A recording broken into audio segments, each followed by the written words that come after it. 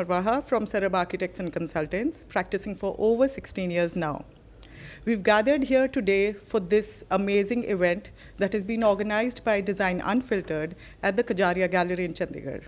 I have very prestigious, young, and very encouraging panelists today with me, and I'm sure the youngest of all. But this stage is carrying almost 40 plus years of experience. I would introduce their experiences first, and then we'll get going with the discussion. Hi, I'm architect Rachit Malhotra from Exubia Studio, Chandigarh, and we have been practicing from last 7 years. Thank you. Hi, I'm Palak Singh, Principal Architect at Design IO. We are a studio based in Chandigarh, and we've delivered roughly 100 plus projects across various typologies, including residential, commercial, institutional, and mixed use developments. Hi, I'm Imaan, partner at Exubia Studio. So we've been practicing since 7 years, as he said, and we have a very diverse portfolio. We do commercial, residential projects, and thank you for having us on this panel. Hi, I'm Daanish Singh. I own a firm called TBC Architecture in Chandigarh, and I have been practicing for the last 13 years, and very happy to be part of this panel. Hi, I am architect Ishan Chona, principal partner at Imarat Designers. I am the second generation architect. We are based out of Chandigarh. And of course, we are a multidisciplinary firm, majorly into healthcare, hospitality, and luxury residences. And we are going to discuss a very important topic today. Before I start off with my conversation, I would like to put a fact as well as a question to all of us here. The fact says that as per the COA is the Council of Architecture, there are almost 1.65 lakh, only 1.65 lakh registered architects. But any guesses how many of them are actually practicing independently? Would you like to guess? Half of them? Around 80? Probably. No. You may get a giveaway also. Anybody in the room can answer today?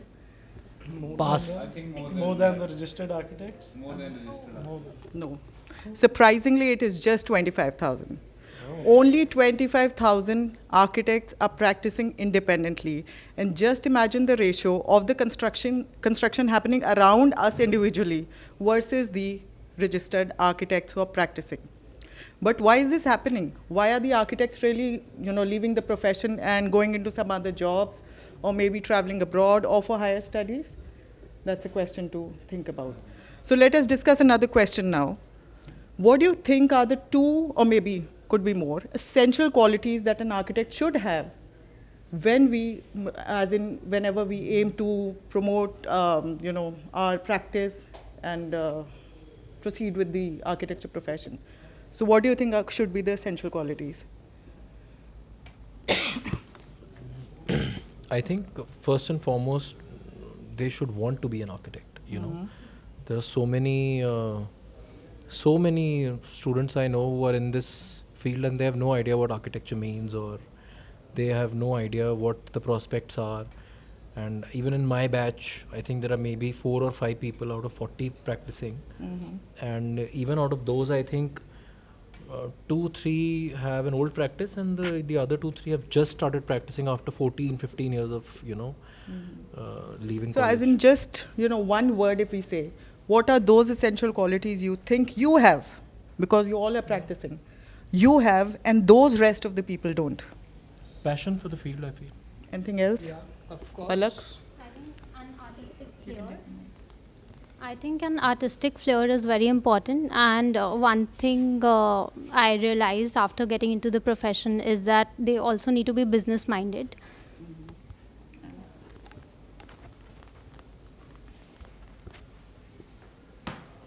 I think ability to design and that never say die attitude also helps in this field.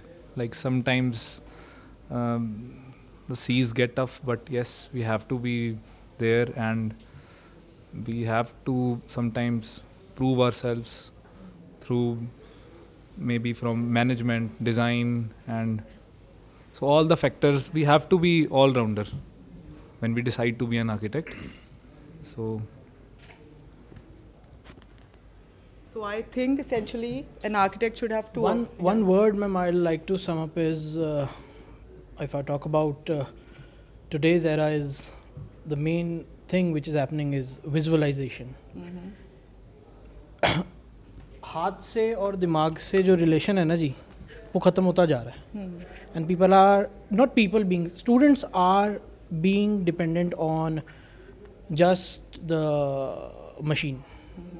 So वो जो एक visualization है ना, वो बहुत दिक्कत दे रही है students को, जिस वजह से they are being frustrated from the field as well. And secondly, of course, there's a lot more to say of the new startups not getting those budgeted projects and all. That's a long thing. But what the main thing is that visualization, I think.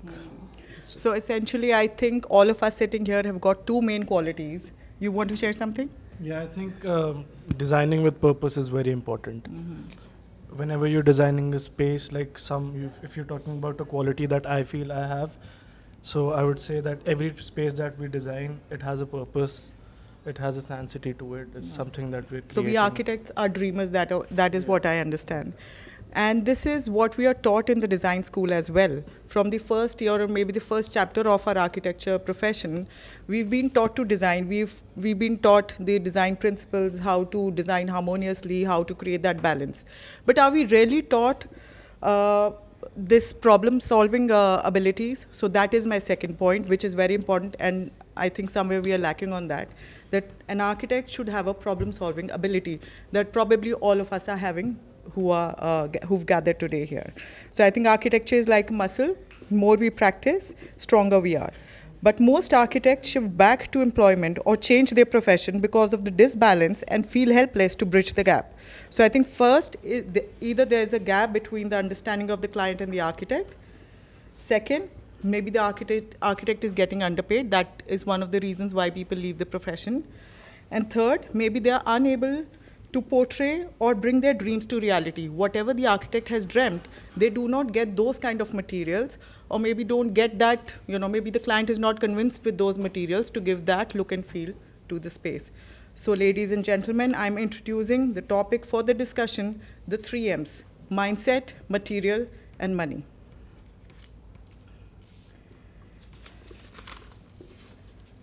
So today, as we explore money, mindset, and material, let's discuss how an architect weaves these threads into harmony, ensuring that vision, budget, and design walk hand in hand, and how the architect positions as the bridge between the three factors.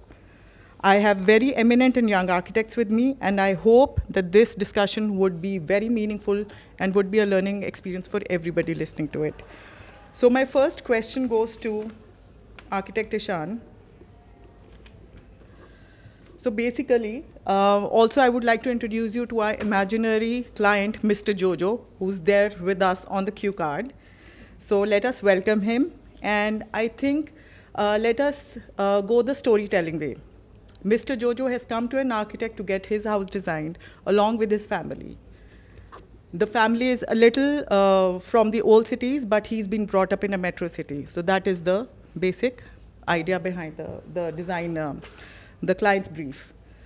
So before he sits, I think we as architects, we have to decode what he's not trying to say, what he's trying to say, but he's unable to convey it to us. Am I right? This happens with all of us. So architect Ishan, what strategies would help Mr. Jojo feel confident about material and design choices during the project? So I would like to say that strategies as an architect is, if Mr. Jojo comes to me as a story prompt, if I like to say is, so first of all, it's just not about telling.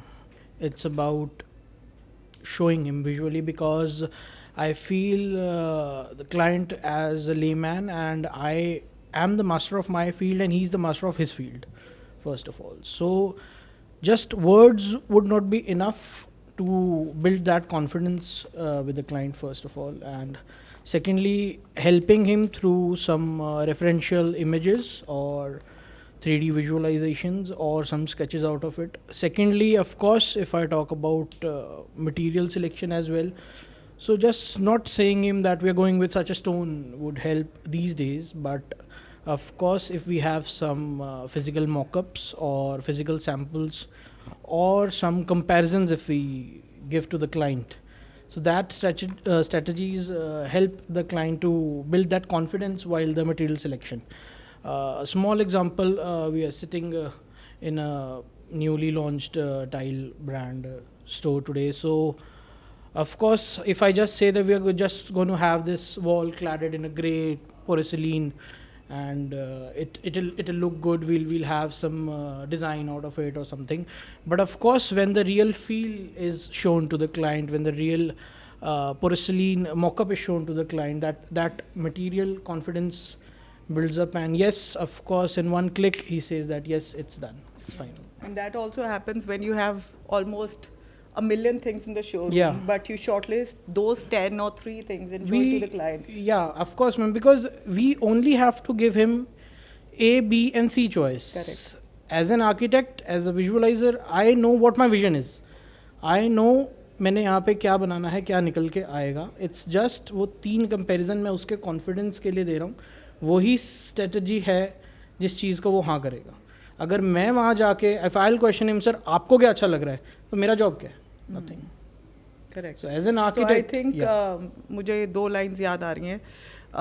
दवा भी उसी doctor की काम आती है जिस पे भरोसा हो. नहीं तो डॉक्टर जितना मर्जी बड़ा होगा, अगर भरोसा नहीं होगा तो आई डोंट थिंक सो उसकी दवा भी काम कर पाएगी. So continuing with this, architect Daanish, what role would trust play in shaping Mr. Jojo's mindset during the design process? You mean trust in me as an architect? Yeah. Okay. I think it plays a very, very important role. The most foundational role, I would say, because how you are positioned as an architect and how you have positioned yourself in the market will initially decide if the client has that trust on you before they have even met you or not, based on your design sense. Then they will approach you. After that, like he rightly said, how much confidence do you have in your own design, and your own agenda for that person's space will also define their trust in you. If you are lacking trust in yourself, then it's obvious that they would their mind would go haywire. And rightly said, again, they're not from your field and they are not used to visualizing the way you would visualize. So I think it's very important that any client should I would not say blindly trust you, but have faith in your design sense and that ability for sure. And again, how you make them visualize, and technology plays a very major role in that. That's right. Somewhere we are very emotionally connected to the place, whatever we are designing, us as architects and people, obviously we have to get that emotional sense out of them. So architect Palak, how would you prepare Mr. Jojo for the emotional ups and downs of the design journey? I think that's a great question, firstly. I think over these years, I've come to realize that architects really need to be very good at psychology. And every project, every client brings its own set of constraints, their needs and ambitions. And we as architects have a very big role to play in dissecting these and coming to a conclusion where the designer's aesthetic has a purpose and is practical as well. So during the designing stage, he might be very excited and he might want to start the project as soon as possible, but then we'll have to advise them to trust the process and tell them that good design does take time. And when the construction starts on site, he might, have a little uncertainty and create panic that he wants some changes or something. But then at that moment also, we really need to reassure them to trust in the process, and we have to make sure to make them believe that we've thought it through and everything is going as planned. But when it comes to the final stages, the project actually the client is actually in a lot of hurry and they want to finish as soon as possible. But even then we would make them realize that like Rome was not built in a day. Good finishing does take time. And yeah, I think that's it. Amazing line. Rome wasn't built in one day. So connecting those dots together, architect Daanish, what role would storytelling play in helping Mr. Jojo connect emotionally with their future home? I think we're all storytellers and we are artists in our own way. And to show them a vision is basically telling them a story. So for any client to believe a visual is a shot in the dark because they have no idea what will the actual reality come out to be. So the better you tell the story, the better they can trust you and they look forward to it. So what I've figured out in my own practice is that as long as they have something interesting to look forward to, something that, even if it could be in the form of a 3D visualization, or it could be some kind of an emotion that you create in them, or maybe even seeing the architect's own enthusiasm, they kind of look forward to the actual outcome, what it's going to be like. And I see it in so many of my projects that the clients are more eager, and we even see that they're starting to lose interest, and then they come back to it. So every time they if something's going haywire on site, then they'll lose that focus and they'll just get frustrated, as you rightly said, and they want to get over with the whole process. And then then it comes back to them, okay, this is what it's going to come out to be. So then you get them back on the hook. And as long as that is a balanced approach of showing them what the house is going to be like, I think in the end it's a happy client, and to play that card. Satisfactory, yeah. So Jojo's father, architect Rachit, Jojo's father is a little old school, obviously. He would be. He's been, brought up in a village sort of a place. So, and obviously they're thinking they do not want to come outside their comfort zone any day. How would you handle Jojo's father who is hesitant to step outside their comfort zone in design? Okay. First of all, I'll listen to Jojo's father, like what he wants, what he have in his mind. Then after carefully listening to him, then I'll gradually explain him different concepts, like how the time has changed, what new we are doing, and what new materials, and how the type of planning we can do will enhance overall the quality of life they'll have in the new design in their house. So I'll gradually try to explain and educate about the new trends. Then slowly by showing the some family plays a big role. We have to convince two people, and Yes. then they help convince. like slowly showing some good examples, Right. like some are completed sites or some good buildings which are already built on that similar concept. So then I'll think I'll be able to handle Jojo's father. Okay, that's somewhat hilarious. So, architect Palak, obviously budget always goes beyond what we've thought of at stage one. How would you manage his expectations when budget and vision don't fully align? Firstly, when we start the project, I'll have a very honest conversation with him, and I would tell him the minimum budget that usually our projects come to about. So while at the designing stage, I will actually walk them through the materials and tell them the costing of each material and give them a very realistic picture. Even then, if they feel that they want to, reduce the budget and still not compromise the design, I think I'll sit down with them and give them a cost breakthrough of each and everything that is making the design. And then we'll sit together and evaluate what elements of design are actually crucial and what we are flexible with. So we could work our way to with material changes, some other alternatives, and bring down service related costs to actually get the balance between budget and design. Okay, architect Rachit, can you share some examples of the traditional materials that still hold relevance in the modern design?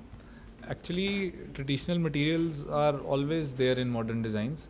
Like if we have to create something very contemporary, brutalist, minimalist for Jojo's father, for the Jojo's project.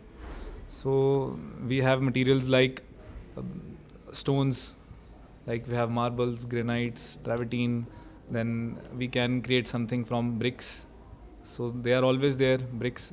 We can create nice patterns, textures. Then we have metals, concrete, jute. Then I think terracotta. bamboo is also very yes, in. bamboo, We work around bamboo, those things, terracotta. Mhm. So all lime wash. Mhm. So all these materials are very timeless. They give. They're all coming back in fashion. Yes, they are. They all are coming back in fashion, and Lime wash is coming back in fashion. Correct, correct. so these materials are like they will get better only after the course of time, and so they'll get a lifelong space for their house. So when we talk of material budgets, there are two kinds of costs that I incurred. One is the initial cost, the other one is the recurring cost, which comes with time. So Architect Imaan, how do you encourage clients to think long term about durability and maintenance when choosing materials? I think a good material is always a durable material. You know? So every time and any time that you're designing a space, I feel we don't design it for today. Yeah, we design it for how the material ages with time, how the space lives, how the material lives in the space. So that is something that is very important when you're selecting a material. And in order to do that, we always educate the client, right? Like as an architect, it's always important for us to educate the client first. So while we're guiding him through the process, our idea is to, make him visualize, make him understand that how this particular product, this material that we're looking at, how it will age in 10 years, what will it look like. So once they understand that, if we talk about wood, we talk about stone, we talk about all these materials, right? So they age with time, they bring character to the space. And then by the end of it, 10 years down the line, when you see that the space, it feels more composed and it is still aligned to the vision of the design that we had initially when we designed the space. So when you have the same comprehensive space at that time, 10 years down the line, and the client can envision it, I think it's a very natural decision for them to go for a design or a material that's more durable. And there have been cases where people go to some relative's place or maybe I was going to add on that only that the older, if I talk about the Indian market, and the one word which plays is observation as an architect, which is very important. So rightly said that material ages, and of course the older generations, because it's a family decision. Ghar zindagi mein ek baar banta hai, which is a very big line. So older generations play a bigger role that उस समय हमने वो wood use करी थी, so आज तक वो वैसे ही है, that's royal enough. We use that stone, not that fancy stone at that time, and that's age. It's also a challenge. So like when you're talking about, white comes as a luxury, and everyone, personally, if you're talking about stone, right, everyone's running towards Satwario, white stone. Absolutely. I am always against it. I don't know. I am towards Michelangelo as a stone more. It's harder, it's more durable, it's maintenance free. So ideally, luxury doesn't mean that if a particular thing is expensive, it has to be durable. So many incredible firms are using Indian marble, solely and solely Indian marble. True. And redefining luxury. I've seen, if you go to all these famous heritage palaces like Leela Palace and any Oberoi property, rarely will you find a stone like Satwario or Michelangelo used. You'll see Jaisalmer used in the right way, Makranas used in the right way. They know how to spend money. It's not where the Indian word is thopo, that where you throw money, but where you use it wisely, you design it well, and you complement it with the right materials. So if I put, say, Jaisalmer floors, but I complement it with the right kind of wood, the right kind of aesthetic, I can, kind of make a very eclectic thing that would look way more luxurious than just So when you walk into a room, you can't always judge that, okay, I've spent 1,000 rupees on this marble. You would just kind of vibe with the space, and that would define anything. Just that word of the wow factor. That wow factor. Of course, as an architect, we need, rightly said by Daanish sir, once in his interview, that as an architect, we should know where to put the full stop. Yeah, But that's right true. now, Yeah. I think in life we should know. Yeah. So there's a line between overdoing something and kind of, so you need to know that balance. And you said something extremely spot on, that one is that material is very subjective. What was good back then obviously is not going to be good now. It could be good now, but there are 50 more things that are good now, and those clients would, Jojo's father would never know about that, because he's made his house back in the day, and he's, now he's not on the hunt for something new. So now when he comes into the fray, we will explain to him that, okay, this is something new that's come, has given us a decade of, research and development, and we know how it's panned out. So have that trust, and, we'll get somewhere. We're architects. That's why we're architects. That's why why you we are hired sitting us. here. That's why I said we have those essential qualities in us. Okay, so continuing with that, somewhere I think we are not in charge of the project, but we are in charge of the people responsible for the project. So, Architect Imaan, what methods would help Mr. Jojo embrace collaboration? It's not a one-man's job. How would you help him embrace collaboration rather than control in the design process? I think this is a very important part of taking up a project. The inception of a project starts from this, I feel. है ना? So as an architect, we're always kind of filtering the projects that we get in. So filtering the client is also very important, I feel. So it is absolutely, it totally depends upon your idea as a design firm. What are your principles? So this is where it starts, I feel. So there are two types of clients. One is that I trust you, you do your thing. I've seen what you do that magic in my house too, or whatever we're building for them. Other client is that मुझे ये चाहिए, मैं ये उसने बनाया था, ये बहुत अच्छा लगा, ये बना दो. So client number one, Jojo's friend, is very easy to deal with, but Jojo's a difficult we have another client. person in the conversation. Yeah. So Mr. Mojo is my ideal client, but when I get Jojo, so then I'll have to be very, it is very important to be on the same page with Jojo, first of all. So once we have Jojo on board, so Jojo is like that, how do I put it? Insecure girlfriend. Who feels like के पता नहीं मेरे पीछे से क्या हो रहा है, right? So I think communication is very important. So whenever we sit down and design for a client like Jojo, we always keep them in loop. We throw in sketches, we ask them, we put them in the process of the designing. कि चलो हाँ कि एक दिन में एक phone तो होना चाहिए. That's true. Yeah. So even if when I'm dealing with clients like them, so I tell my team that एक दिन में एक phone जाना चाहिए उनको. अच्छा, even if you're not understanding it, just give them a call कि sir ये ऐसे सोच रहे थे हम, is it going to look nice? Do you think it's nice? So once you have the transparency, you have the connect, they feel like the ego is out of the conversation, that my design is better than yours, or yours is better than mine. So we just totally take that out of the conversation, and then it just makes the whole process easier for us. And I sometimes think that it's only better that we can work from references. We have all these platforms, we have all these digital platforms, make use of it rather than just always criticize them. I feel like use Pinterest, use Instagram, client को काम पे लगा दो. आपको क्या पसंद है भेज दो ना. I hope the client is not listening. I think this it's is how, because some particular clients, they are like that.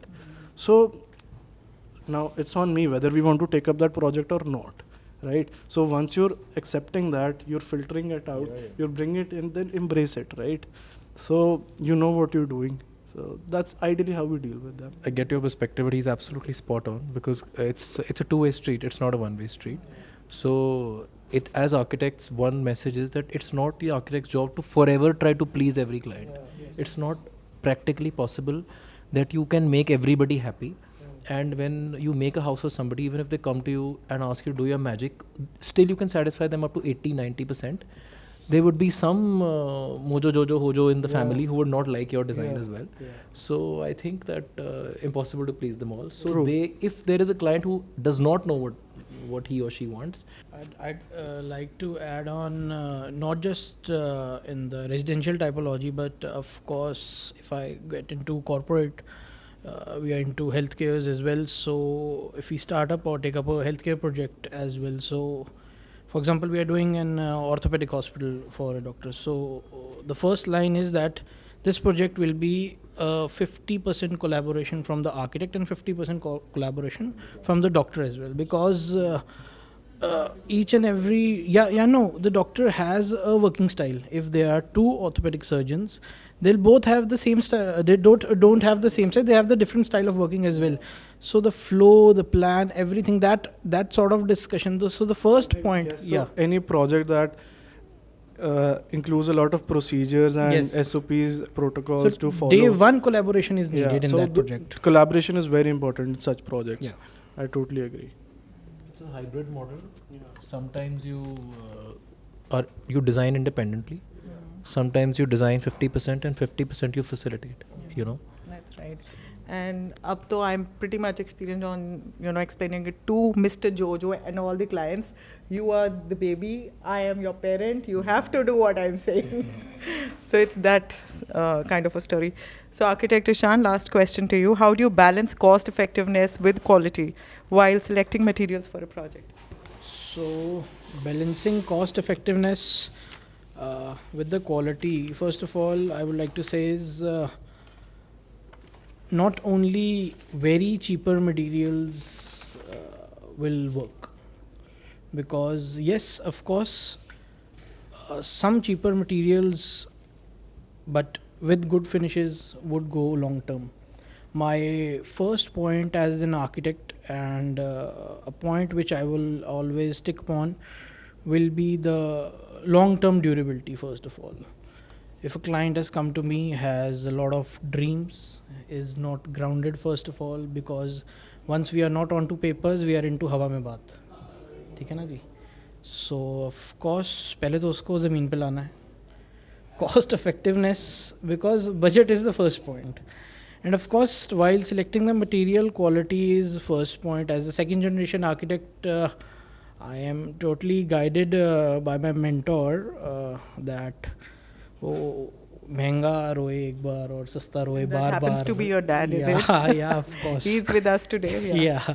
So वो जो उनका point है कि महंगा रोए एक बार and सस्ता रोए बार बार. And of course, when we have a tagline as an architect, as my name, I'll not hamper the quality. First of all, yes, I need to listen to the client.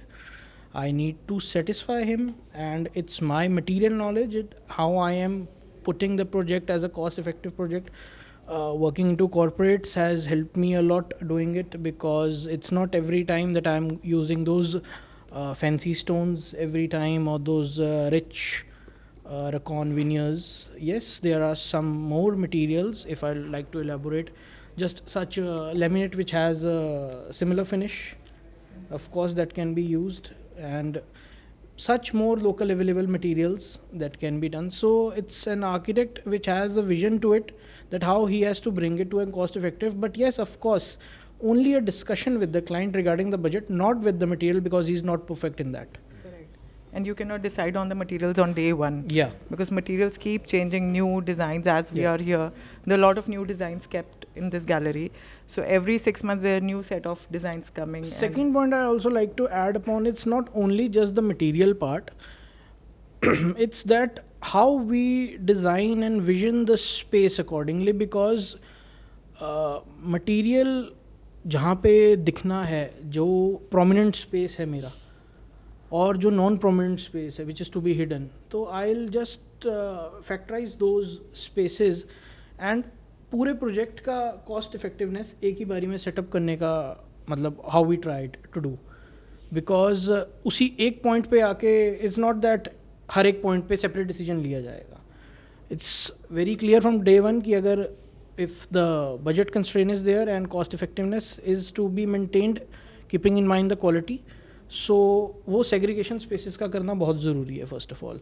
That if talk about residence की बात ही चल रही है जो जी के घर की, तो जो जी के घर के एंट्रेंस फॉयर से लेके जो living area and dining spaces हैं, that has to be in the wow factor. Of course we can reduce some budgeting in the is the toughest client. yeah चाहिए सब कुछ है, पैसे सब तो घट है. I think that is with everybody. yeah so that all I want to sum up is last point, material cost के साथ साथ if the material is being used on a cheaper base but has that quality, of course I'll guide my client to have a good applicator and pay the applicator, because अगर low quality का material सस्ते applicator ने लगा दिया ना जी, फिर that's difficult for me also to handle the actual Clients visualization. are always what I also had. trying to Yeah. cut down on the labor cost. We are Yeah. always trying to, this is what we try to tell them all the time. Material आप XYZ जिन्ना मर्जी का आप ले आओ, but if the applicator is not learned, if the applicator is not experienced, every inch of penny that you are spending and all the effort that we are putting in our drawings and details, they won't matter, because everything is going to go for a toss. One thing is important, that architects are artists, so they're not always very well tuned with how finances are to be managed, you know. So architects can guide a client up till a limit, but they have to be their own accountants at the end of the day, you know. Also, that's the most important point that he just said, is that pay your applicator what they're asking, because end of the day they're, you know, they're petty contractors, and they will, there's this very funny story that somebody told me once, that they kept money from their stonemason, and then this was in February, and didn't pay him enough, and he still had to polish one part of marble in, you know, their rear courtyard. And come the rainy season, all the water started coming from inside their door. And I was like, what happened? And they went, he took the entire slope of the rear courtyard and kind of paved it way into the house. So this is not something that's going to happen to you, but I say it wherever I get the chance, that pay your applicator, and you know, that will define, even if he's installing a 2x2 tile, as long as he does it properly, you never know the difference. Yes, sir. I went to this restaurant lately and I was touching the floor, and I, who have very keen eye for joints and details, and I was like, you know, this mosaic has been installed with such precision. And he's like, you know, you're an architect, it's a compliment coming from you. I said, why? He said, it's a 2x2 tile. And I was like, how did you do that? So I knew he must have paid his tile mason at least double what he would have asked for, but he gave him a finish that he's going to cherish. So That's right. So the true art of architecture lies in balance. An architect is not just a designer, but a storyteller, a guide, and sometimes even a philosopher. They prepare the client's mindset to embrace both aspiration and practicality. They align financial discipline with creative freedom. And they choose materials that honor sustainability, beauty, and durability. When these three M's come together, the result is not just a building or a space, it's a reflection of values, dreams, and identity. Thank you so much, everyone. Special thanks to Mr. Jojo for being here, imaginary in our dreams maybe. And thank you so much, panelists, for being here and sharing such thoughtful information about the topic. And we look forward to more of such discussions. Thank you. Thank you. Thank you. थोड़ा live लगाया अभी शायद हुआ एक